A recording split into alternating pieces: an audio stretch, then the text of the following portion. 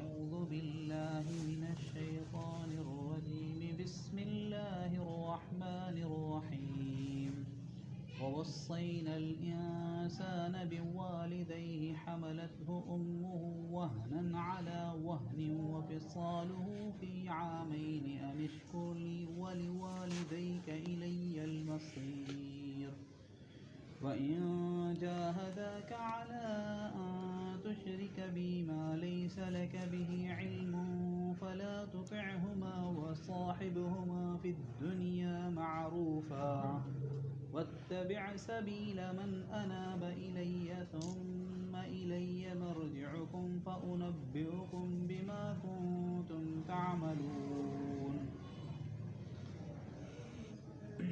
یہ بیان چل رہا ہے حضرت لقمان علیہ السلام کی اپنے بیٹے کو نصیحتیں. تو حضرت لقمان علیہ السلام کی اپنے بیٹے کو نصیحتیں جاری ہیں. ایک نصیحت، پہلی نصیحت کو ذکر کیا ہے جس کے اندر جو ہے وہ حضرت لقمان علیہ السلام نے اپنے بیٹے کو کہا کہ اللہ تعالیٰ کے ساتھ شریک نہ کرو کسی کو، بے شک شرک بڑا ظلم ہے. اور اس کے بعد اس کے یہ جو دو آیتیں ہیں ان کے اندر یہ جملہ معترضہ ہے، بیچ میں ایک دوسرا مضمون آیا ہے. آگے جو ہے دوبارہ پھر یا بنیہ سے حضرت لقمان علیہ السلام کی بیٹے کو نصیحتیں شروع فرمائیں گے. یہاں پر جو ہے یہ جو بیچ میں لائے ہیں وہ اپنے والدین کے بارے میں، یعنی حسن سلوک. وجہ یہ ہے کہ عرب کے لوگ جو ہے ان کے اندر یہ مشہور تھا کہ لقمان علیہ السلام جو ہیں وہ بہت بڑے سمجھدار اور حکیم اور دانا شخص تھے، مانے ہوئے سمجھدار آدمی تھے.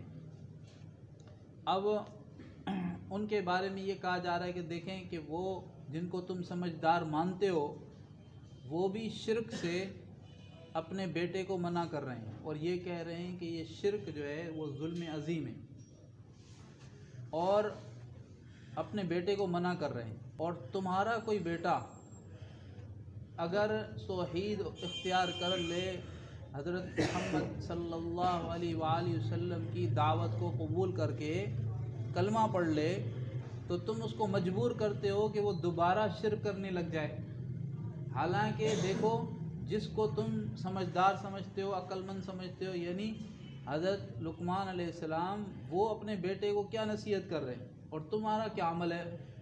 اگر تم واقعی ان کو عقل مند سمجھتے ہو تو تم بھی شرک کو چھوڑ دو، اور اگر کوئی تمہارا آدمی شرک کو چھوڑتا ہے تو اس کو مجبور نہ کرو شرک پر. پھر یہاں پر اللہ رب العالمین نے فرمایا کہ وَوَصَّيْنَا الْإِنسَانَ بِوَالِدَيْهِ، ہم نے انسان کو اس کے ماں باپ کے بارے میں جو ہے تاکیدی حکم فرمایا، اس لیے کہ حملتہ امہ وہنا علی وہن، اس لیے کہ اس کی ماں اس کو ایک تکلیف پر تکلیف برداشت کرتے ہوئے ماں اس کو پیٹ میں رکھا. وفصالہ فی عامین، اور 2 سالوں میں اس کا دودھ چھوٹتا ہے. تو اللہ تعالیٰ نے تاکیدی حکم کیا فرمایا ہے؟ انشکر لی، اے بندے تم میرا بھی شکر ادا کرو، ولوالدیک، اور اپنے دونوں ماں باپ کا بھی شکر ادا کرو، الی المصیر، میری طرف ہی تمہیں لوٹ کر آنا ہے.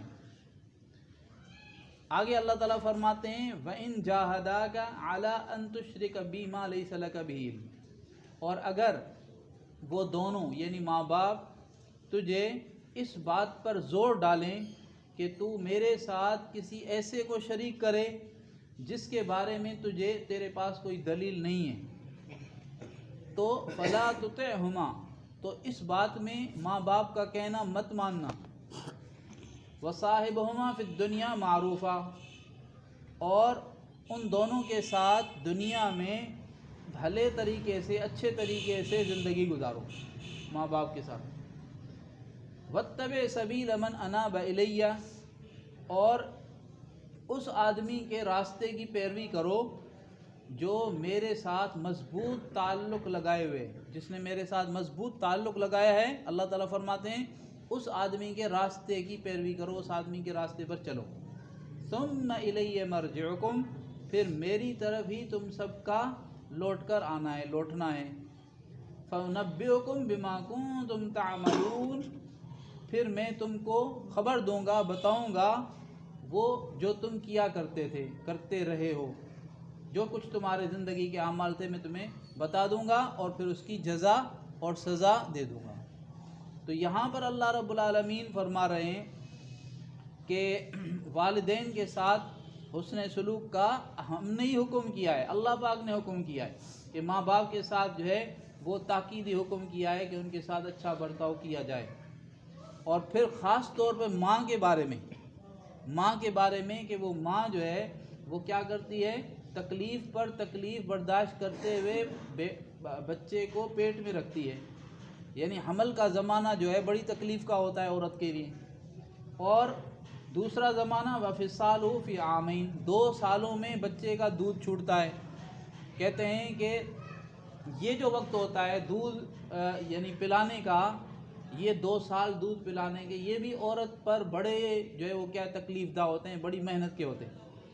تو یہ ذکر فرمایا، اس کا مطلب یہ ہے کہ یعنی اتنی مشقت برداشت کی، خاص طور پہ والدہ ماں جو ہے وہ اولاد کی طرف سے اور زیادہ اچھے سلوک کی مستحق ہے۔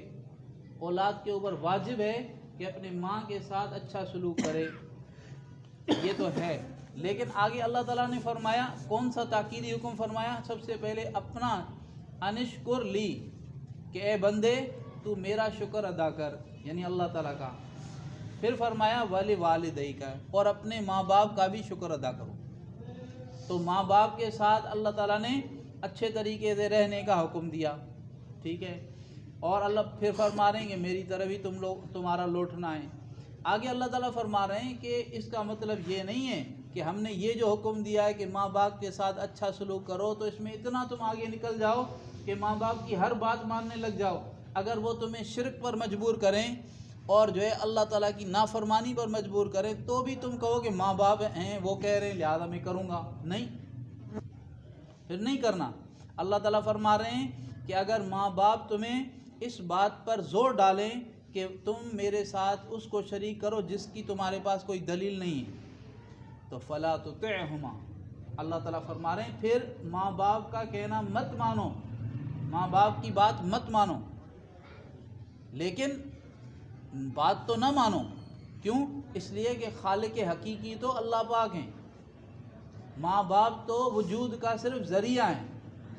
اور ماں باپ کی اتنی اہمیت ہو جائے، ذریعے کی اتنی اہمیت ہو جائے کہ خود خالق حقیقی جو ہے وہ اس کی اہمیت کم پڑ جائے اور ذریعے کی حقیقت اور بڑھا دے، یہ کوئی عقل مندی کی بات نہیں، اس کی کوئی اجازت نہیں دیتا۔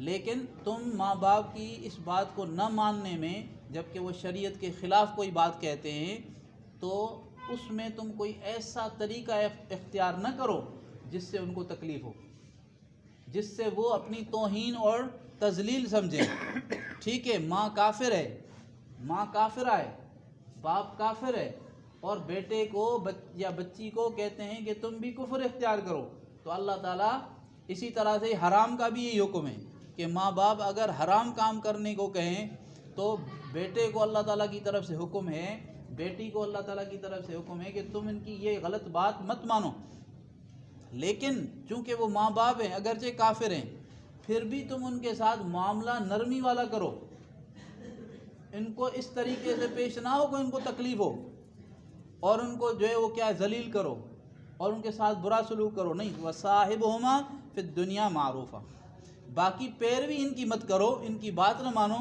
پیروی تمہیں اس کی کرنی ہے۔ وَاتَّبِعْ مَنْ سَبِيلَ مَنْ أَنَابَ إِلَيَّ، جو میری طرف رجوع کرے۔ انشاءاللہ اس کا باقی بیان کل کریں گے۔ اللہ رب العالمین ہم سب کو صحیح سمجھ اور صحیح عمل کی توفیق عطا فرمائے۔ یا ارحم الراحمین، یا ارحم الراحمین، یا ارحم الراحمین، یا ذا الجلال والاکرام، یا ذا الجلال والاکرام، یا ذا الجلال والاکرام۔ اللہم صلی علی سیدنا محمد وعلی آل محمد كما صليت على إبراهيم وعلى آل إبراهيم إنك حميد مجيد. اللهم بارك على محمد وعلى آل محمد كما باركت على إبراهيم وعلى آل إبراهيم إنك حميد مجيد. ربنا ظلمنا أنفسنا وإن لم تغفر لنا وترحمنا لنكونن من الخاسرين. ربنا آتنا في الدنيا حسنة وفي الآخرة حسنة وقنا عذاب النار. ربنا تقبل منا إنك أنت السميع العليم وتب علينا إنك أنت التواب الرحيم. وصلى الله تعالى على حبيبه محمد وعلى آله وأصحابه وبارك وسلم. آمين.